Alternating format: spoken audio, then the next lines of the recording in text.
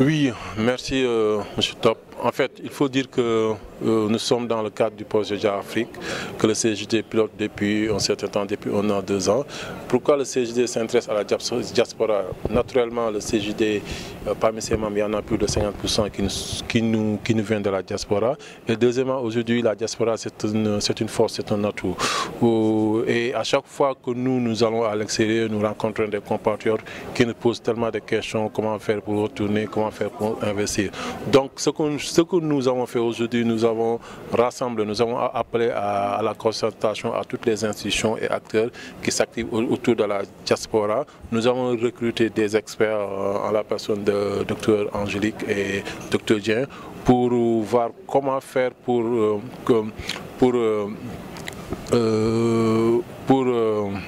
fédérer toutes ces offres, toutes ces forces, afin d'orienter, d'accueillir et d'informer l'expatrié sénégalais.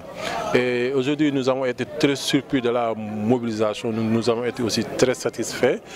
Et au finish, nous nous sommes dit que nous irons ensemble à la création d'une plateforme où il y aura toutes ces offres-là, où il y aura tous les agences étatiques, comme privées, comme institutions diplomatiques et tout, pour justement bien orienter le Sénégalais qui est à l'extérieur, qui est parti acquérir des richesses, qui est parti acquérir du savoir et qui veut venir investir et participer au développement du pays. C'est tout. Allez-y. Vu que nous sommes dans un pays très politique comme le Sénégal, alors la plupart donc des financements de fonds ZIP ou etc.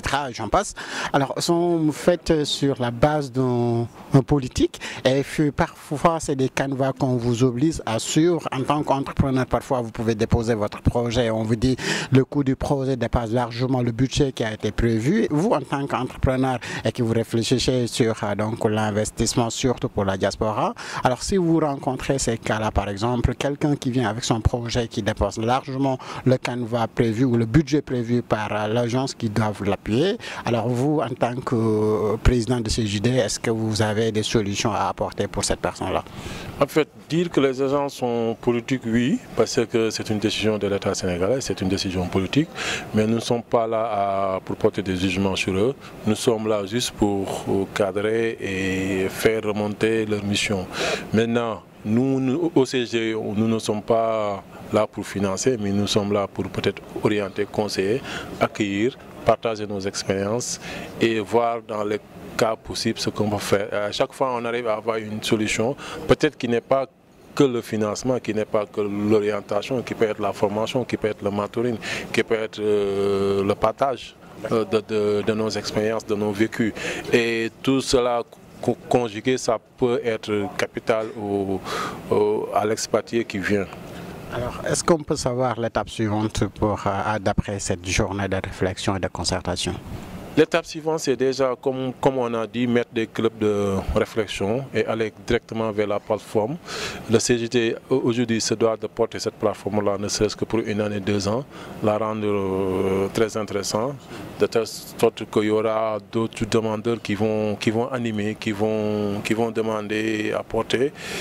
Et voilà, donc nous sortons de cette journée avec la satisfaction de toutes les parties prenantes. Et ça, c'est vraiment très positif. Il y avait tous les agents de l'État, il y avait pas mal de représentations diplomatiques, il y avait pas mal de représentations de l'Union européenne et autres. Et il y a pas mal d'agences pour financer. Et au final, nous sommes tous tombés d'accord d'aller vers cette plateforme-là, mais auparavant, on va monter de clubs. Là, on a une restitution à faire le 20 novembre. Alors, juste une question pour terminer. Est-ce que l'État du Sénégal appuie CJD Sénégal? Non. Mais le CJD aussi ne cherche pas l'appui de l'État. C'est pas aujourd'hui nous avons créé le CJD pour apporter notre pays à l'édifice. Nous sommes des entrepreneurs, nous sommes faits. L'État, bon, l'État n'était pas là, mais voilà, nous avons créé notre entreprise, nous l'avons développée. Maintenant, il faut rendre, il faut cette notion de give and back. Ce que nous faisons, nous nous sommes regroupés autour d'une association pour apporter notre pierre, pour donner. On donne à l'État. ça, on donne à nos frères, on donne à nos amis, on donne à nos amis de l'extérieur. C'est ça qu'on fait. On n'attend pas un financement, on n'attend pas rien de l'État. Alors moi, je ne dis pas trop que l'État vous finance, mais puisqu'aujourd'hui on est dans un pays où tout le monde parle de l'entrepreneuriat, et CJD, nous savons tous que regroupe que des entrepreneurs, des gens qui sont expérimentés dans l'entrepreneuriat, qui ont pu monter des business et ont réussi. Est-ce qu'aujourd'hui, quand on théorise dans un pays comme le Sénégal, l'entrepreneuriat, est-ce que ce n'est pas une obligation ou un devoir d'associer à une association comme CJD? Oui, dans d'autres pays, ça se fait. Il faut dire aussi que le CJD est présent dans 19 pays.